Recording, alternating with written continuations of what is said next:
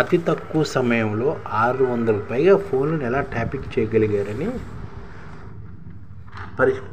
అడుగుతున్నారు అనమాట. ట్యాపింగ్ డేటాని ఎవరికి ఇచ్చారని అడుగుతున్నారు. దేశవ్యాప్తంగా సంచలనం సృష్టించిన అక్రమ ఫోన్ ట్యాపింగ్ కేసు దర్యాప్తు కీలక దశకు చేరుకుంది. ఈ కేసులో A2గా ఉన్న ప్రణతిరావు ప్రత్యేక దర్యాప్తు బృందం శనివారం మరోసారి విచారించింది.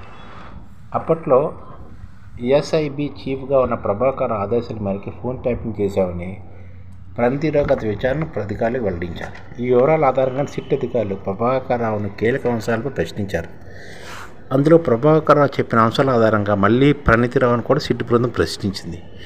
న్యాయ నిపుణుల సలహా మేరకు అధికారులు ప్రత్యేక ప్రశ్నావళి సిద్ధం చేసి సమాధానాలు తీసుకున్నారు. ముఖ్యంగా దర్యాప్తులో కీలకమైన ప్రభాకర్ రావు నుంచి వివరాలు రాబట్టేందుకు ఆస్కారం ఉన్న అంశాలపై వీలైనంత ఎక్కువ సమాచారం రాబట్టేందుకు ప్రయత్నం చేశారు. అంత తక్కువ సమయంలో 600 పైగా ఫోన్ ఎలా ట్యాప్ చేయగలిగారు? ప్రముఖ రాజకీయ నాయకుల ఫోన్ నెంబర్లు సైతం మావోయిస్టు సానుభూతి పరులుగా ఎందుకు చూపించారు? ట్యాపింగ్ ద్వారా వచ్చిన సమాచారం అంతా ఎవరెవరికి ఏ పద్ధతులు అందజేశారు అనే అంశాలపై లోతుగా ప్రశ్నించారు. ఇక ఆర్థికపరమైన వివరాలు అధికారులు రాబట్టవలసింది. మొత్తంగా 5వసారి విచారణకు హాజరైన ప్రణతిరావు సిట్ అధికారులు 5 గంటల పాటు ప్రశ్నించారు. మరోవైపు సుమారు 15 మంది ఫోన్ ట్యాపింగ్ బాధితుల నుంచి అధికారులు వాంగ్మూలం కూడా తీసుకుంటున్నారు. వారి ఫోన్ ట్యాప్ అయినప్పుడు ఎక్కడున్నారు, ఏం చేశారు, ఫోన్ ట్యాప్ అయినట్టు సందేహం వచ్చిందా, మీరు ఫోన్లో మాట్లాడిన అంశాన్ని వేరే ఎవరైనా గుర్తించినట్టు తెలిసిందా, ఆర్థికంగా ఇతరత్ర ఏవే నష్టం జరిగిందనే వివరాలు కూడా సేకరిస్తున్నారు. SIB చీఫ్ ప్రభాకర్ రావును సిట్ అధికారులు మరోసారి విచారిస్తారంటారు. ప్రణతిరావు ఇచ్చిన సమాచారం ఇతర వివరాల ఆధారంగా ప్రభాకర్ రావును ప్రశ్నించేందుకు సిద్ధమవుతున్నారు. ఇక రివ్యూ కమిటీ ఆమోదము ఉన్నతాధికారుల ఆదేశాల మేరకు తాను పనిచేసినట్టు ప్రభాకర్ రావు గత విచారణలో చెప్పడంతో సిట్ అధికారులు నాటి రివ్యూ కమిటీలో ఉన్నతాధికారుల నుంచి కొంత సమాచారం కూడా సేకరించారు. ఈ సమాచారాన్ని ప్రభాకర్ రావు ముందు పెట్టి పూర్తి వివరాలు బయటపెట్టించేందుకు ప్రయత్నిస్తున్నారు. కేంద్ర మంత్రి బండి సంజయ్తో సహా పలువురు రాజకీయ నాయకులు, ప్రస్తుత మాజీ పోలీసు అధికారులు, ఇతర ప్రముఖుల నుంచి వాంగ్మూలాలు కూడా సేకరించేందుకు సిట్ సిద్ధమైంది.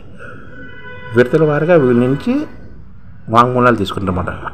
ఫోన్ ట్యాప్ అయిన షాద్నగర్లోని ఫరూక్ నగర్ కాంగ్రెస్ నేత జమురిద్ ఖాను, 10వ వార్డు మాజీ కౌన్సిలర్ శ్రావణి, కాంగ్రెస్ పార్టీ కొందుర్గు మండల శాఖ అధ్యక్షుడు A. కృష్ణారెడ్డి కూడా వాంగ్మూలం తీసుకున్నారు. మొత్తంగా సిట్ ఇప్పటివరకు దాదాపుగా 400 మంది ట్యాపింగ్ బాధితుల నుంచి వాంగ్మూలాన్ని సేకరించారు. మొత్తం 600 మంది ఫోన్ ట్యాపింగ్ అయినట్టు చెప్తున్నారు. ఈ విధంగా ఫోన్ ట్యాప్ చేసినట్టు ఆరోపణలు వచ్చాయన్నమాట. దాని గురించి విచారణ జరుగుతుంది. ఈ ఛానల్ ముఖ్య ఉద్దేశం ఏంటంటే మన తెలుగు రాష్ట్రాల్లో 1 కోటి మందికి సంఘటిత రంగాల్లో ఏ విధంగా ఉద్యోగాలు ఇవ్వవచ్చు, కనీస నెల జీతం 30,000 వరకు ఏ విధంగా ఇవ్వవచ్చు, ఏ విధంగా చేస్తే ఉద్యోగాలు సృష్టించబడతాయో వివరిస్తూ ఈ ఛానల్లో వీడియోలు వస్తాయి. అలాంటి వీడియోలు మీకు కావాలంటే మన IDF భాస్కర్ ఛానల్ని సబ్స్క్రైబ్ చేసుకోండి. IDF అంటే ఇండియన్ డెవలప్మెంట్ ఫోర్స్. ఈ వీడియోలు చూసిన తర్వాత మీకు నచ్చితే లైక్ చేయండి, మీ ఫ్యామిలీ మెంబర్స్కి షేర్ చేయండి, మరియు మీ ఫ్రెండ్స్కి షేర్ చేయండి. Thank you. నమస్కారం.